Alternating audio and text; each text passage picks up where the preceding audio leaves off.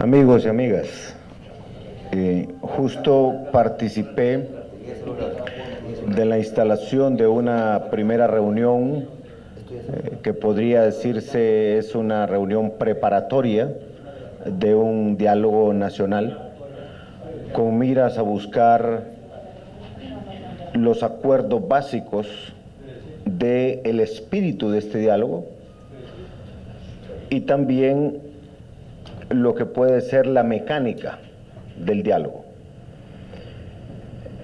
Varios sectores han participado y para mañana se tienen también otros sectores convocados. En primer lugar, en la parte del espíritu del diálogo, hemos coincidido que debe ser un diálogo incluyente para todos los sectores. Sectores políticos, sociales, religiosos o espirituales, productivos. Debe ser un diálogo tolerante, consistente para que no sea un ejemplo más de algo que comenzó bien, pero no nos da el resultado que buscamos, y en alguna medida también vinculante, que lo que acordemos se produzca como resultado. Es decir, que debe de concluir en lo que debe ser un gran pacto nacional. En términos de la mecánica, tenemos que tener un horizonte, y ese horizonte es Honduras. Y cuando hablamos de Honduras, somos todos. Yo le digo a quienes han sido cercanos a la causa que yo impulso, desde el punto de vista político o a mis amigos, deben de entender que en mi caso personal tengo que ponerme por encima ya de esas circunstancias para poder conversar con todos, aún con aquellos que me han adversado o que me adversan. Y en ese sentido también la mecánica debe de conllevar un grupo de facilitadores que generen un balance o un equilibrio para que no se sienta que es el gobierno únicamente el que está impulsando esto. Nosotros somos parte. De tal manera que en ese balance debemos de tener personas que tengan la capacidad de interactuar con los otros sectores para producir acercamientos. Y quiero que no se entienda esto como una renuncia a mi responsabilidad de actuar. No es eso. Es más bien un ejercicio táctico de replegarnos un poco para que entren en escena ciudadanos hondureños o inclusive de otros países que tengan esa capacidad de poder interactuar con todos y gestar estos acuerdos. Sí debo de hacer énfasis que escuché una frase que me impactó. Alguien por ahí decía, miren, si traemos gente de fuera, que no nos vengan a enredar. Me llamó la atención y yo se la traslado al pueblo hondureño como algo que me ha hecho eco en la conciencia. Porque al final decía esta persona, quienes tenemos que resolver los problemas nuestros somos los hondureños. Entonces yo creo que primariamente tiene también este grupo de facilitadores, tienen que ser hondureños. Claro, hay expertos de afuera que pueden ayudar acompañando. Luego, en estos grandes diálogos tenemos que también llegar a temas concretos. Y yo quiero expresar lo que acabo de decir en la mesa. Parte de este gran acuerdo nacional debe de ser el tema de orden político, porque los políticos en este momento son los que hemos participado en el proceso electoral en primera fila, pero también las protestas comenzaron siendo pacíficas y ahora terminaron siendo violentas de manera consistente. He escuchado algo transversal a todos los sectores, que coincide con lo que ha dicho la policía, Fuerzas Armadas e Inteligencia este mediodía. Fíjense bien, no se identifica ya una tan sola manifestación pacífica. Todas, absolutamente todas, son violentas. al grado de llegar a agredir físicamente a las personas que quieren hacer uso de su legítimo derecho de trasladarse de un lugar a otro, de saquear negocios, robarle el fruto de su trabajo honesto y honrado, no solamente al gran o mediano empresario, que de repente el seguro se lo va a pagar, no, al chiquito, al humilde, que lo único que tiene es eso y las deudas. Y si eso es fatal, no va a poder recuperarse. He escuchado eso consistentemente en estas conversaciones.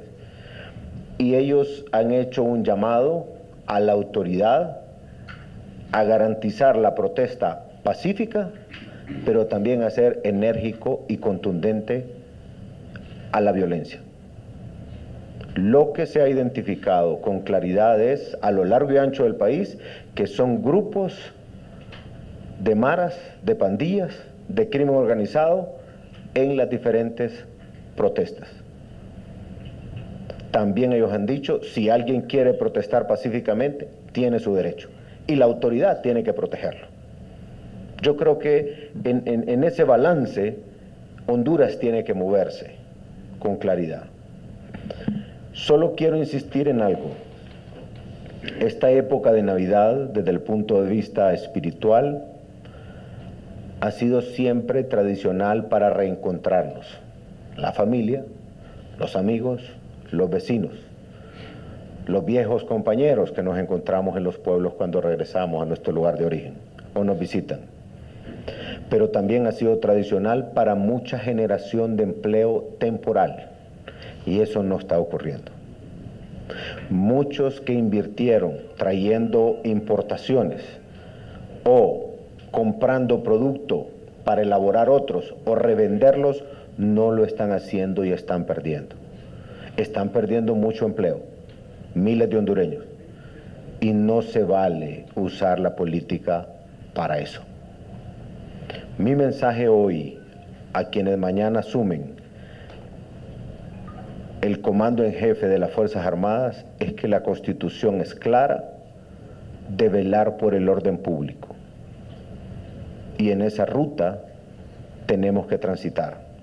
Y el orden público implica protesta pacífica, protegerla. Protesta violenta, actuar. El otro elemento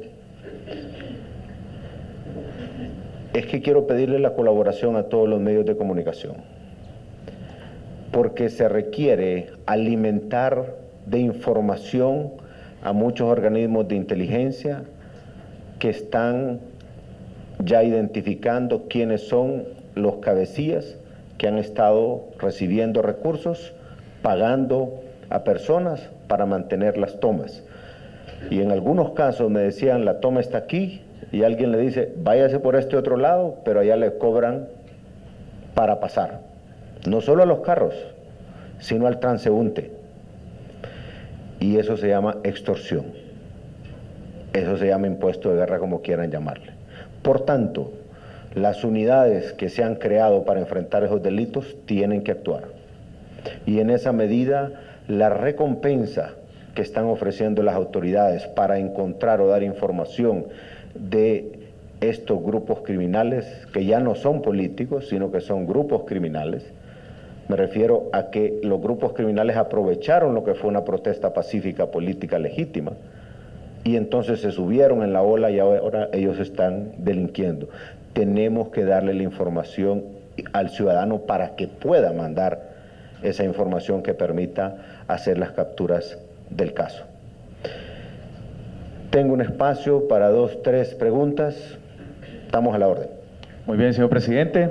Vamos a comenzar con la periodista Claudia Almendares del noticiero Hoy Mismo. Muchísimas gracias. Muy buenas tardes, señor presidente. Dialogaba usted y nos informaba sobre este diálogo que inició hoy. ¿Con quiénes son? ¿Con quiénes se reunirán mañana? Y además, ¿quiénes serán estos facilitadores? Muy buenas tardes y muchas gracias. Gracias, Claudia. Yo quiero comenzar por afianzar de que no es el diálogo en sí todavía, sino que son como las reuniones preliminares de lo que puede ser el diálogo. se está estableciendo cuáles son los parámetros en términos de lo que nos inspira para el diálogo y la mecánica. ¿Quiénes han participado? Organizaciones de productores a nivel de pequeños empresarios, que es transversal al comercio, productores del campo, cooperativas de producción, cooperativas de ahorro y crédito, MIPYMES, mucha presencia también de campesinos, la FENAC, el sector turismo, cámaras de comercio, COEP. También pudimos ver ahí la confraternidad evangélica. El ministro Cardona hizo un hincapié en que se comunicó con Monseñor Garachana, que es el presidente de la conferencia episcopal, y se le ha turnado una nota para invitarlo formalmente para que se incorpore también la Iglesia Católica. ¿Y quiénes serán los facilitadores? Ya están ellos a punto de escoger, más tarde van a buscarlos a ustedes para comunicar los primeros pasos, ya designando a quienes los van a representar por sector y a quienes van a buscar como facilitadores. Mañana se incorporarán otros sectores que de la misma reunión de hoy ellos están planteando a quienes más también invitar. Quiero insistir en algo, nosotros nos hacemos un poquito atrás, no para rehuir a nuestra responsabilidad, sino para facilitar presencia también de otros sectores, porque creo que estos facilitadores pueden ser más efectivos en ir construyendo rápidamente estos primeros pasos del diálogo. Muy bien, señor presidente, gracias Claudia. Enseguida, el periodista Alex Cáceres de HCH. Buenas tardes, presidente. Dos preguntas. Básicamente, ¿se va a invitar a este diálogo a los 10 partidos políticos que fueron al proceso de elecciones generales? Y otra pregunta importante para que quede claro al pueblo hondureño. El expresidente se le haya convocado para mañana que se recen las protestas a nivel nacional. ¿Ya a partir de mañana se implementan estas nuevas medidas con el nuevo jefe del Estado Mayor Conjunto? Buenas tardes. Alex, en efecto, hemos coincidido con los sectores que hoy han participado en este prediálogo, que es necesaria la participación de todos los actores políticos que participaron en la reciente elección general. En ese sentido, yo quiero informarles que he venido hablando con varios sectores políticos también, después de las elecciones, y voy a seguir hablando el día de hoy. Como también tengo que estar atendiendo el Frente Internacional, recibiendo llamadas de presidentes, de cancilleres, de sectores que también se están pronunciando, no solamente en términos de las felicitaciones por la elección, sino también en términos de querer acompañar también este diálogo, llamando a la paz en Honduras. En el caso de las protestas, quiero recoger lo que escuché recientemente de estos sectores, que es mi sentir de igual manera. Todo hondureño tiene derecho a la protesta pacífica, pero cuando se abusa de entorpecer el tráfico o se saca un arma para amedrentar a alguien o se saquea, se incendia, eso no es una protesta pacífica. Por tanto, la autoridad tiene que proceder. Honduras debe de definir con claridad ese balance tan importante. Protesta es un derecho, sí, es pacífica. Protesta, si es violenta, es un acto delictivo. Señor presidente, si nos lo permite, con su venia, una última pregunta, cerraríamos con el periodista Lema Morazán de Radio América. Buenas tardes, presidente. De forma concreta, en el menú del diálogo figura el tema de una segunda vuelta o el que usted renuncia a los resultados del tribunal que lo dan como ganador. Eso por un lado. Y por otro lado, no me quedó muy claro el tema de la recompensa, si nos amplía en el tema de la extorsión solamente. Las recompensas estarán siendo anunciadas por las autoridades respectivas para que la ciudadanía pueda participar, demandar información a través de llamadas, a través de sitios web, vía internet, vía mensajes de texto, y que quien dé información que lleve a la captura de alguien que se presume delincuente va a obtener esa recompensa. Pronto estará la policía, la Fuerza Antiextorsión, Policía Militar, también dando esas indicaciones. Desde mi punto de vista personal, Ledman, este diálogo debe tener un componente político. Me parece que es legítimo, es necesario conversar sobre el sistema electoral hondureño. En el Congreso actual, porque no se reunían los 86 votos que la ley hondureña obliga para modificar cualquier norma electoral, no se tomaron en cuenta una serie de reformas que varios sectores consideran que son necesarias. Entonces yo creo que hay que hablar sobre eso. Todo el sistema electoral. Nosotros seguimos insistiendo, ahí está el tema de la propuesta de limitar la reelección a un solo periodo nada más. Seguimos con la misma propuesta. ¿Alguien va a hablar de segunda vuelta? Yo personalmente no estoy de acuerdo, pero no soy yo el que tengo la última palabra. Que se someta al diálogo. Alguien por ahí habló del tema de la ciudadanización de las mesas electorales. Yo creo que teniendo fresco lo que recién pasó, es el mejor momento para fortalecer un sistema electoral consolidado. En ese sentido creo que es una buena oportunidad.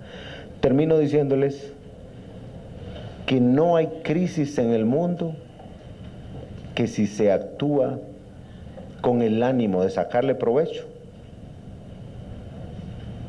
no obtengamos un gran avance para el país. Los pueblos del mundo que han aprovechado las crisis para avanzar han sido exitosos. Yo creo que Honduras está ante una buena oportunidad, pero tenemos que empezar porque cada uno de nosotros abra su corazón, abra su mente a escucharnos aún con aquellos con quienes nos hemos enfrentado políticamente o de otra manera.